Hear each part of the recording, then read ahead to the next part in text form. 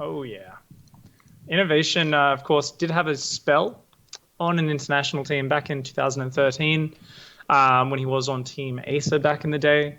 He kind of came overseas and basically destroyed every single team league that was on at the time.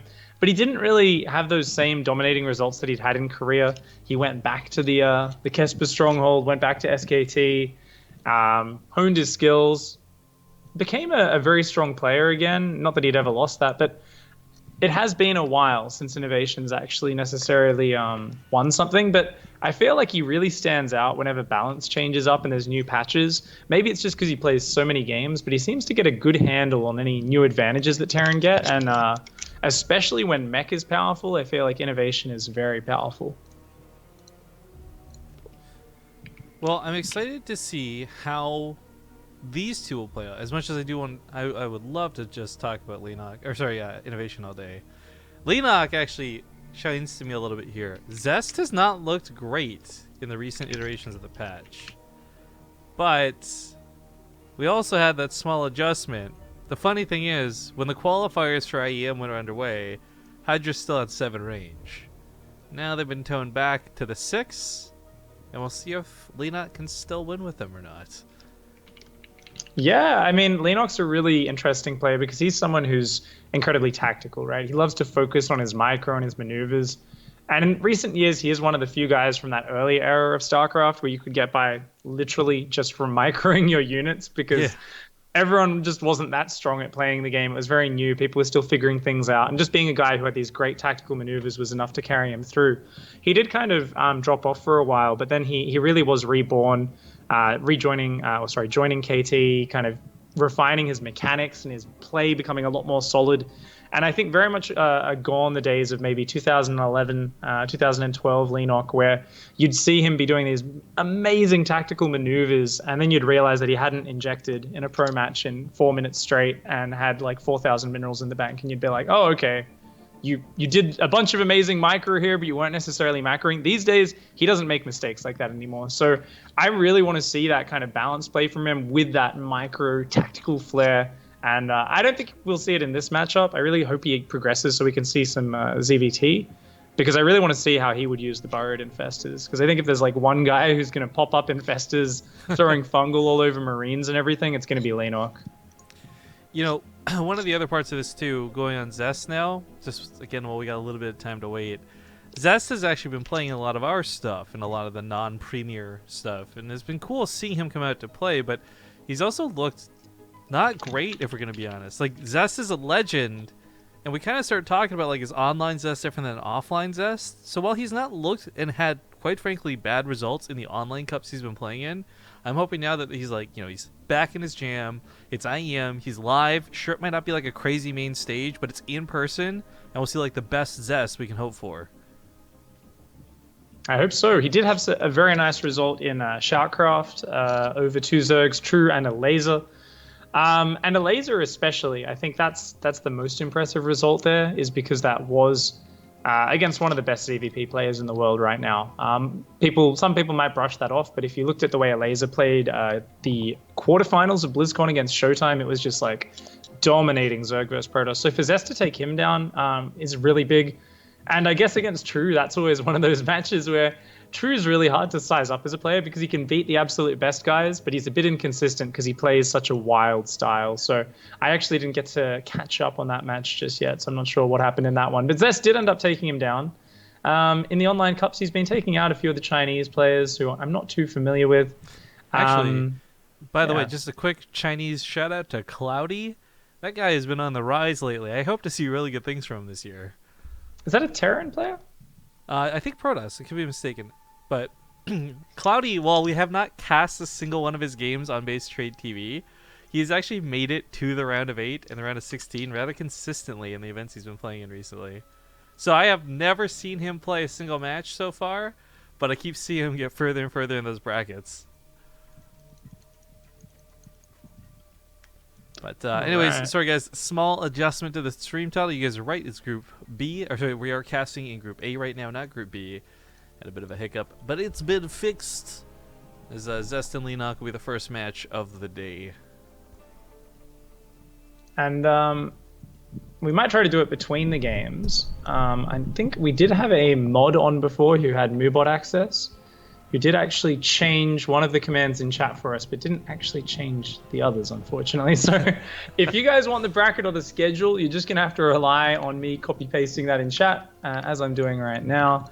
We are streaming without any delay as well, because this is a live event where there are admins there in the booths with the players, making sure no one's watching streams while they play or anything like that, of course. So no concerns with cheating or anything like that, which means you guys will be getting the results pretty much instantly, just with that very slight buffering delay of about 10-15 seconds. It's always nice cast with no delay, because it also means if you do something like, say, accidentally mute your microphone, it's not muted for 3 minutes, well, it takes the stream time to catch up and notice. Yep. may or may not have happened recently to myself, I can't say. But okay, oh, yeah. You guys can hear the countdown. Game's getting underway. Let's hop to the in-game screen for Leenock versus Zest. Hype. I'm really sad neither of them are using like any of the WCS portraits or anything silly like that. I've actually really enjoyed on Europe them kind of using each other's portraits almost in jest. It's been pretty awesome. Oh yeah, I've still got to buy that pack. You know, I just want to get like a whole clan of people all with our Snoot faces, our Showtime faces on. Well, ladies and gentlemen, you're watching the B stream for IEM. I'm Rifkin casting with Pig. And to kick off the group, here in the bottom left, we've got none other than the blue Zerg player, Leenock. And his opponent up here in the top left-hand side, the most handsome pro gamer of them all, it is Zest. That is certainly not even close to debate. Like, it's just a fact. Zest is one of the best looking guys when it comes to StarCraft, but it's his attitude as well. You know, he's got that sort of killer stare sometimes when he's in the booth, like channels his inner Jaedong a little bit. Kind of looks like he's not going to brook any nonsense. I recently had the pleasure of going to Korea, and we got to cast the Lima League Finals live. And I've heard about these pro gamers that have fan clubs and fangirls, and obviously Zest has got a huge online crowd. I didn't realize Beyond had quite the audience as well until I was there in person, and you saw them all line up like hours before the show was going to start, ready for Beyond to come out. It was actually amazing to realize like, those are actual things. There's huge fan clubs for these players.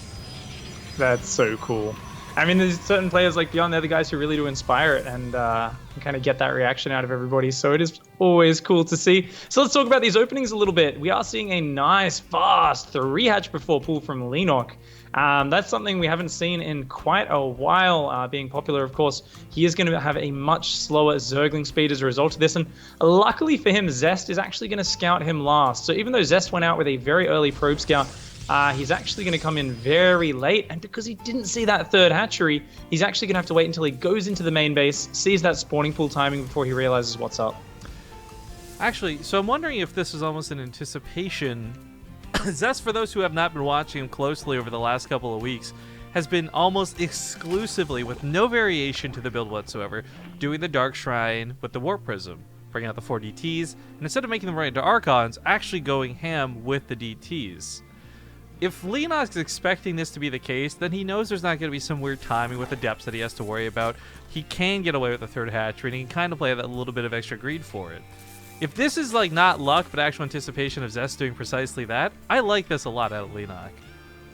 Interestingly enough, Zest here, I mean, he's going to be chrono boosting out that early adept. Very standard, but this is something where that's going to have a lot more leeway to get damage done because of that delayed Zergling speed. Zergling speed still isn't even finished. However, interestingly, Zest got a Mothership Core, and that's a really strange choice because the Mothership Core is a primarily defensive unit, and against a 3-hatchery before pool like this, normally you'd see the Protoss player try to skip out on that and then rush on into their tech a bit faster, but Zest playing almost bizarrely safe here and actually going to get his first adept surrounded by the Zerglings. Huge misplay here from Zest.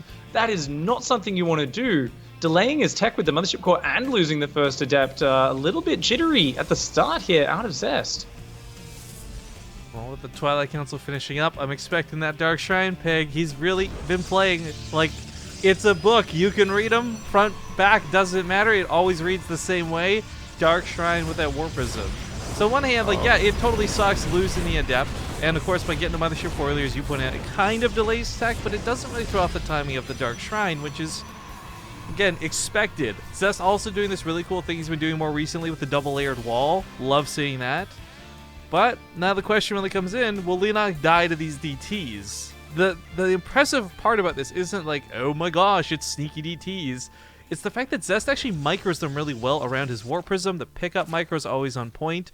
And man, they tear through everything. My fear is that Leenock's not getting those paranoia Spore Crawlers. In fact, the Overlord did not see the Dark Shrine on that dip into the base to scout. So everybody who's been watching Zest, studying up on Zest, should know what Zest is doing. I mean, goodness sake, if I can call it, right? Like, players should.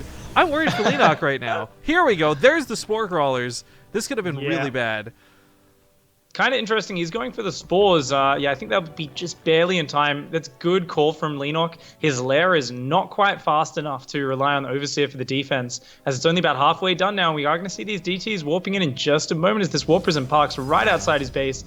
DTs are going to be coming in. Of course, this isn't an all-in from Zest, but he is just going to look for whatever damage he can get. Right now, Leenock only has Queens and Zerglings, so those DTs are going to be able to one-shot those units and really get on top of them. Leenock, with that Roach tech, bait. only just finishing so cool. off. He's baiting Leenock to the wrong base with a Warp Prism to send the DTs in. He's going to try and focus the Spore Crawler. The Drone Pull might have just been good enough to save him. Now the Warp Prism's going to race back, but... drones. Oh no, did he lose the Warp Prism? He lost the Warp Prism! Oh man, what is going on, Zest? This is a horrible start to this game. From bad to worse, you know, he lost two DTs, he lost a Warp Prism, he lost that early Adept. His third base is going down now, but Leenock really just shuts down the pressure, and now Leenock has all the freedom in the world. The question is, what is Leenock going to do with it?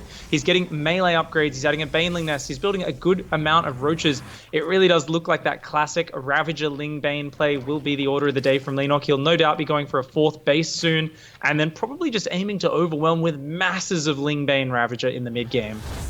So this is a big part of why this isn't going to work. The beautiful thing about those Archons when you come in two at a time and drop that Warp Prism is your timing. It's so early and it's so hard to defend, but as we can see, the stall out of the first two DTs dying, the Warp Prism having to be remade, there's already Roaches and Queens plenty.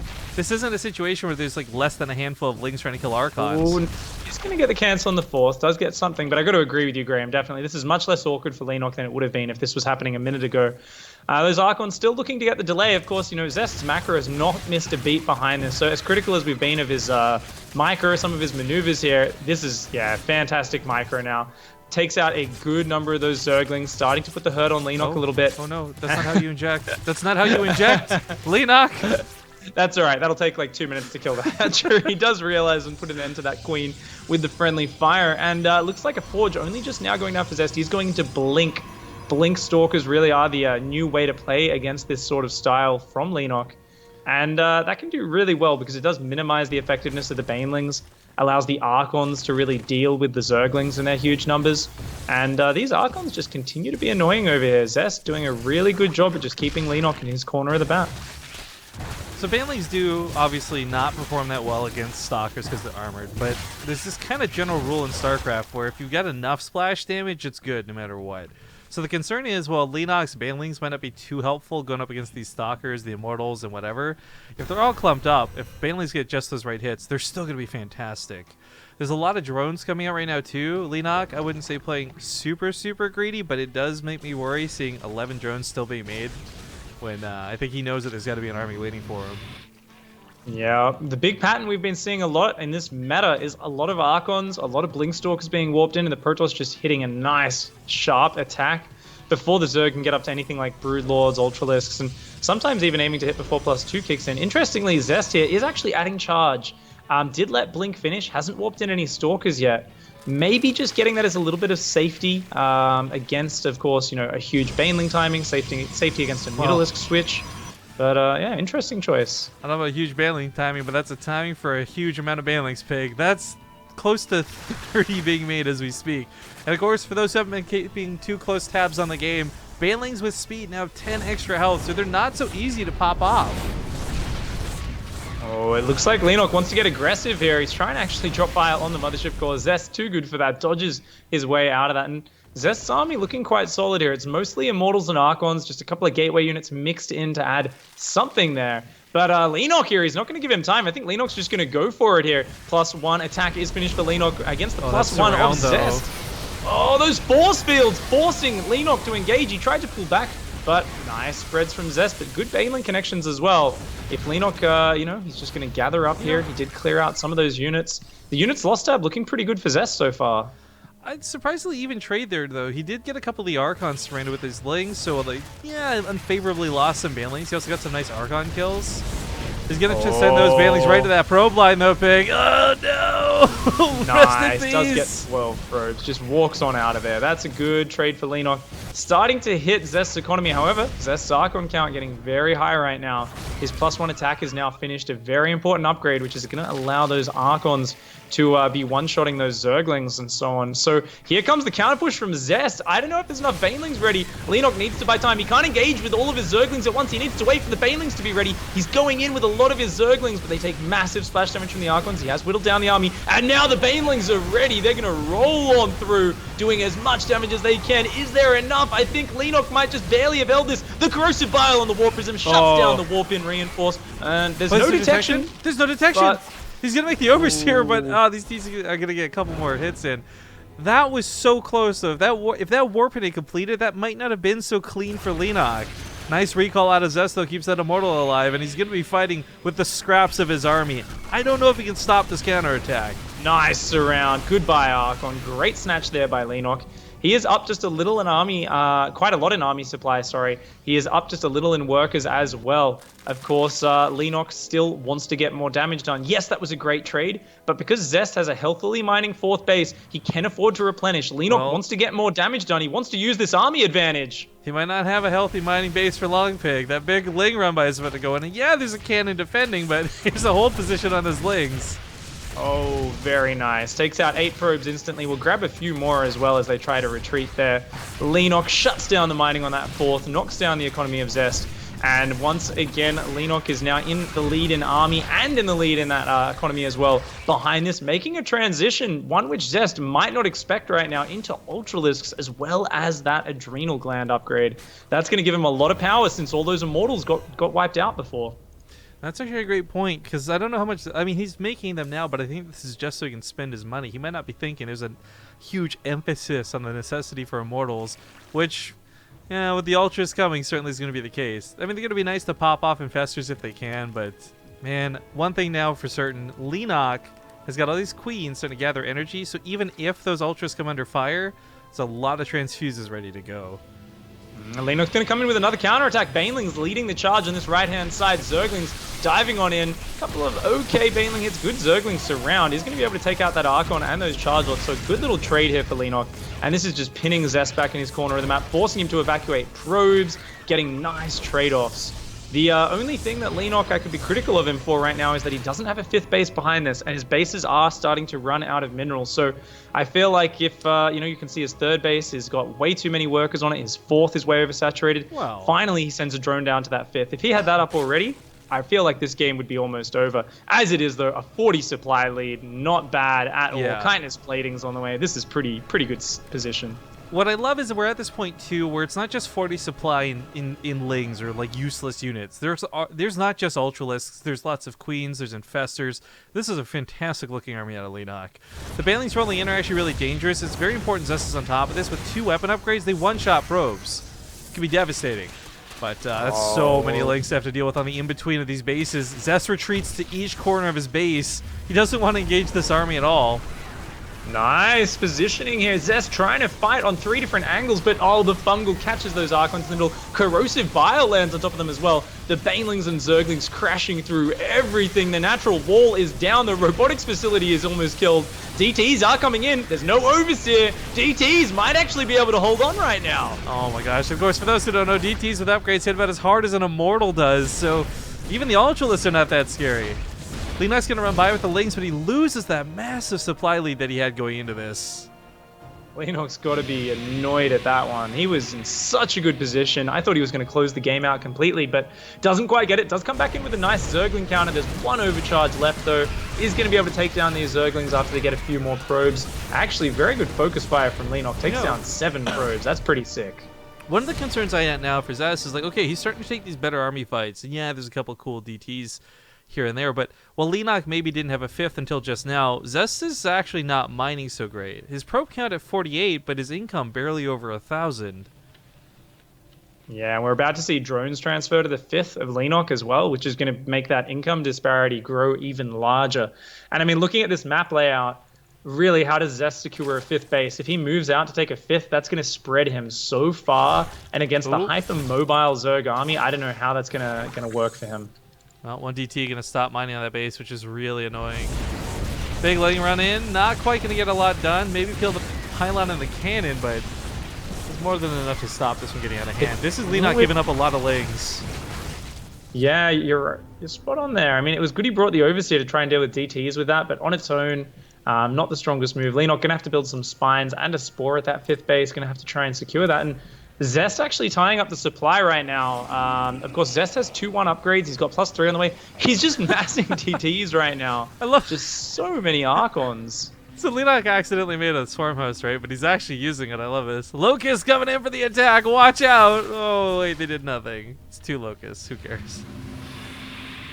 Not exactly what he wanted there. He's going for a Spire as well. Vipers and Infestors. So he's going to get all the Spellcasters, and that will give Leenock a super powerful defensive army.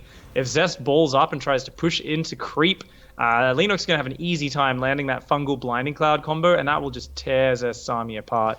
Zest seems to be worried about maybe Broodlords. He's dropping a Stargate of his own, maybe preparing for like a Tempest switch, but he barely even has enough money left on these bases to even think about going that high up the tech tree right now. There's those Banelings once again hunting around the map. Saw that probe, so he probably knows there's an attempt at an expansion. But, oh, those Archons. Oh, boy. Nice defense here by Zest once again. And Zest being very smart. We talked about how he couldn't defend a normal 5th base, so it looks like he sent that DT to clear the way, and he's going to be taking a hidden base in the top right-hand side of the map. Does snipe down the Zergling that tries to go up there, but I think Leenock already knows. I mean, he saw the probe heading up there. He knows there's a DT there. He's splitting off more Zerglings. I think he realizes that Zest is trying to expand to that corner right now, and he's going to find that very quickly. Yeah, with the links running up there, he's going to confirm it for certain. It's the question, though. Like, he knew the probe was going out, but it was a matter of where, so that'll get revealed in a moment. I will say, one thing I found kind of surprising through this, though, is despite all the queens and the transfuses potentially available, creep spread's not been that great for Leenock. And I would have imagined he'd have a lot more map control at this point in the game, especially with how much he's been able to keep Zest pushed back within this, like, quadrant of the map. Yeah, you know, sometimes Leenock does tunnel vision a little bit, but I thought this was something, you know, where he would really respread creep on that close path on the north side of his base. He hasn't really spread any creep since his active tumors died in the mid-game. But right now, he's just turtling up to the Death Army. He's going up to the most important thing right now, which is... Ooh, Zergling drops. Very nice. That's going to be cute. You know, this is going to be a little bit almost like watching Terran Weakness for a moment, where Zest has got all of his supply, all of his warp-ins, and everything on the front lines. He's actually not going to be able to warp that much in back at home to defend against this drop, as funny as that is. So 16 Lings, Adrenal Glands, plus 3 weapon upgrades, Pylons are going to get torn down. These Zealots coming in, that 1 DT, that's all he's going to have really to defend with. Looks like he will be able to overwhelm it with that cannon, that DT. Just barely hangs on there. Zerglings, though, are going to shut down that 5th in the top right. Oh, are they? Recall. A couple of Archons, a bunch of Chargelots actually going to defend that base in the top right. I don't know if I like that, Oracle and Vision. But yeah, how does he defend this army? He's going to lose one of his Stargates before the Tempest can get out. He's only got 1 Stargate building Tempest right now. Without Tempest, he cannot fight these Broodlords. Zest knows it. He's just going to rotate through the middle of the map. He says, I can't fight your army front on. I need to counterattack, base trade, either pull you home to try and defend to buy me time, or just go into a full base trade mode. And since his army is a little bit faster than the Broodlords, maybe he can make that work. Looking like a base trade, and farewell Russian casters. As he splits up the Archons, I mean, it does need to be said, Archons and Immortals are so powerful, little bits of units aren't going to work. Leenock would truly need the full might of these Broodlords to stop that army. I love that Zest is using the immobility of Leenock's army against him here, but it's still, I don't know if it's going to be enough. Like, in the terms of this race, I don't think Zest wins it. Zest is managing to get some probes away to the top right-hand side. I mean, he's salvaging what was a pretty dire situation. He really did not have the army to engage Leenock's army, so he's making the best of a bad situation. The question is really, how does he finish this off? Ultra's coming to the top right. That's going to be scary. How the hell is he going to stop that? I don't think he's going to, but I was really worried Leenock hadn't got any drones out of his base for this base trade that's inevitably going to come down, but looks like he did. Kind of like the Legacy of the Void cinematic, Archons versus Ultralisk, but the Archons, they do their best. They're going to go down. This base gets wrecked, and Leenock still has buildings standing back at home. Zest has not done enough to make this base trade worthwhile, and Leenock got all these drones escaped to the top side. He's got enough money to build a hatchery. I think he's going to be okay. Yeah, right now, Zest is supply blocked. He doesn't really have anything going on. He has one probe hidden in his main base, which is probably going to go down as these Broodlords close in on it. Zest here is in a dire situation. He's just going to probably try and kill all of Leenock's buildings, but I don't see how he can win out that trade. We have... actually, Leenock has no minerals right now. Okay, he's got a hatchery on the north side of the map. Where's that he's literally got one probe. Where is it? It's in the main. Oh, no. Yeah, there's no way he's getting out to build anything else. Yeah. It's going to be revealed once that Nexus goes down. This hatchery in the top side, I mean, yep, Zest is going for it. He knows where that hatchery is, so he's sending some Immortals up and, like, streamlining his army across. But there's still an Extractor on the south side of the map. And he can see that Extractor and that Spore Crawler, but he's not going for them. He's just going to pull back, try to dive on this hatchery, see if he can shut that down. Like playing cat and mouse in the custom games. He's going to try and wall himself in near the corner of his base. It's all he can do, but Leenock doesn't realize it. He's not going to finish this off with the Lings. He has no idea that last building was right in front of him. So as he pulls back to defend everything here, this last dire battle of the day, I think the Broodlords win out, but the funny thing is, this should have been a game that Leenock won with the buildings more than anything else. Yeah, it looks like... Oh, okay, the engagement's going to happen. All those Corruptors the Archons! on that Tempest. They're going for the snipe from behind!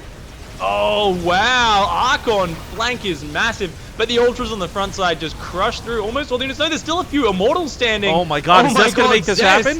Is he going to make this happen? Zest for real right now! There's still a few Broodlords left. Zest almost makes the unimaginable happen. Well, hey, you know what though, Pig? Hold on. Immortals have a lot shorter cooldown on their barrier than they did in the past. If Zest waits until the barrier's off cooldown and just walks in to snipe off that base, he's taking a huge risk, but it might just be worth it. This is a game that's going to come down to building killing. And okay, Leenock's mining, and he's already thinking ahead. He's thinking the same thing as you. He's already sending a drone up to the top left. He's saying, look, in case I do lose this hatchery, I need to have a drone ready. He's just got to remember, though, he needs 300 minerals. He can't just build an extractor because all these extractors are mined out. They are dead. So you can't actually build a geyser on an extractor that's already mined out. His drone still has no idea about Zest rebuilding his buildings over there. Oh, my God. Zest is... Oh, man. Zest is actually getting production. That's what blows me away through this. He's going to get his gateways. He's going to build a cyber core. He's got 700 minerals, but he can't build that much. I think at this point, getting some sentries and just hallucinating a bunch of crap might even be the best, most cost-effective way to do this. Even then, he's so limited, he just doesn't have money. Leenock has built another extractor elsewhere. Of course, this isn't revealed to Zest, so if he is going to suicide in, it's not going to be worth it. If he puts all of his marbles and just saying, like, look, I'll distract on one side while I try and snipe the hatchery with the other, it's not going to cut it. In fact, Leenock is setting up a changeling wall to block out units. This is so cool. Zest is going for a cyber core. If I was Zest right now, I'd be going for a void ray, but he's actually going to dive in here. He can't get up. The changing wall is too good. Oh, one of his Immortals gets surrounded. They're all diving in there, but they're not going to be able to get on top of that hatchery. Another Immortal fall. Oh, there's the hallucinations too. Focus firing one Broodlord down. It's not going to cut it though. Zest made a very, very desperate gambit, and it doesn't appear like it's going to work out. He's trying to focus the drones, actually. He wants to slow down Leenock's economy. Get up maybe a Stargate behind this and get a Void Ray out, but I think it's all pretty much over. He's making some Stalkers. He's going to use Blink Stalkers combined with this Archon to try and break it. He doesn't have enough supply. He can warp in another, another 3 Blink Stalkers, and then if there's no Zerglings out, maybe he can do this. I think he knows that there's not that much. There's only the Broodlords, right? And that's so scary, but once those get removed from the equation, there's literally nothing. Vipers can maybe abduct. There's a Queen coming out. Spawning Pool finished up. Maybe some Lings come into play. I don't know, but this game got so Leenock weird. Scouting it. His Overlord, he was trying to figure out what the hell is going on. He finally scouts those 2 gateways. Is he going to realize exactly what's on? Also, an interesting trick. Leenock can actually attack his own changelings to get Broodlings down early, but he's going to get surprised. Here go the Stalkers. They blink underneath. Goodbye, one Broodlord. The drones are pulling in, but it's too late. The second Broodlord goes down. Zest! Oh, he's going to focus down the last Broodlord. He gets it! Oh my God. It goes down. There's still 4 Stalkers left alive. Oh, but these Lings are on 3 weapon upgrades with Adrenal Glands. I'm wondering... Okay, the Blinding Cloud goes down. Things get desperate. I think Zest did it. I think Zest did it! Oh man, these Zerglings doing a very good job for themselves, but Zest loses another Stalk here. Oh, he's There's out of more money. Zerglings being built. This is actually everything. still very close. Leenock GG's! GG! What a great game 1 to start our day off with.